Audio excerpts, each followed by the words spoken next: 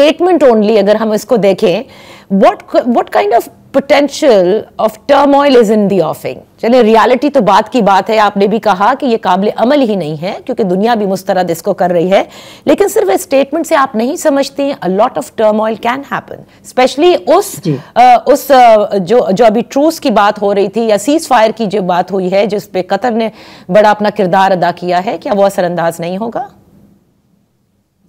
मेरा ख्याल है आप ठीक कह रही हैं कि ये एक बहुत ही खतरनाक बयान है जिसको कि उसने दोहराया सदर ट्रंप ने।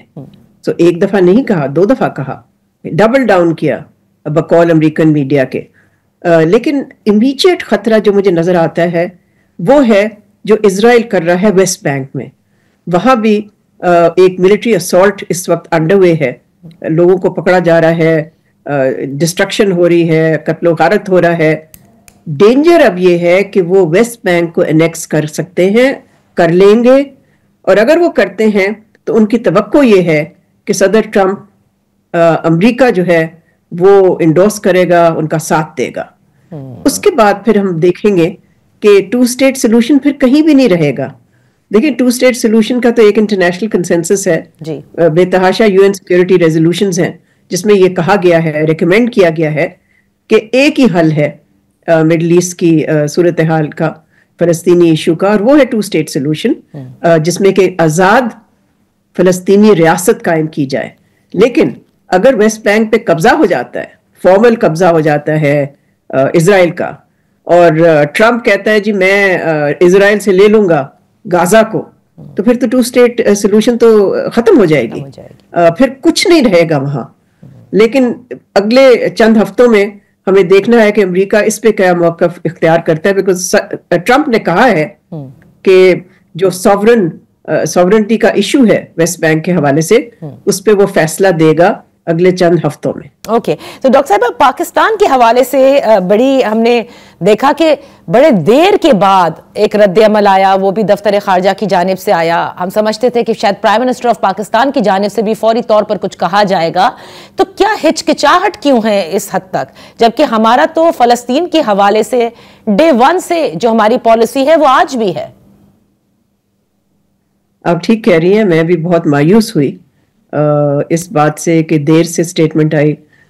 सऊदी अरेबिया की एकदम आ गई, फौरन आ गई, विद इन आवर्स आई। हमने पूरा एक दिन लगाया और फिर इतनी कमजोर स्टेटमेंट आई। लेकिन मेरी मायूसी सिर्फ हुकूमत से नहीं है, मेरी मायूसी और सियासी पार्टी से भी है।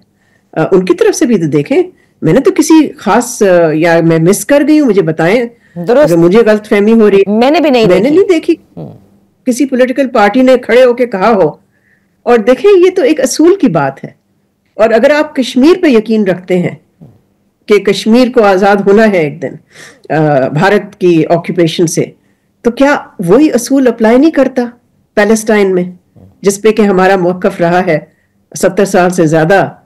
तो एक असूल, मुझे तो अफसोस इस बात का है कि हमारे सियासतदान असूल को भूल चुके हैं, वो और कामों में लगे हैं। लेकिन जब इस तरह की बात होती है तो वो जाके या छुप जाते हैं या बोलते ही नहीं है बिल्कुल।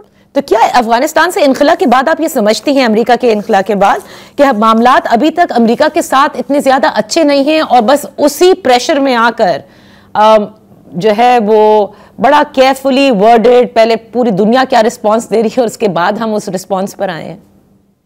आई थिंक आपने खुद बहुत अच्छा तज्जिया कर लिया है कि इतना शौक है कि किसी तरह से अमेरिका से ताल्लुकात अच्छे हों। लेकिन देखें, ताल्लुकात तब अच्छे होते हैं, मुल्क उन मुल्कों की इज्जत करते हैं जो असूल पे खड़े होते हैं। जो अपीजर्स होते हैं ना, उनकी कोई इज्जत नहीं होती है। तो अगर किसी का ख्याल है हमारे मुल्क में कि ट्रंप को अपीज करके ताल्लुकात को बेहतर कर लेंगे, तो बहुत बड़ी गलत फहमी है। बिकॉज ताल्लुकात जो हैं वो मुफाद पे मबनी होते हैं, अपीजमेंट पे नहीं।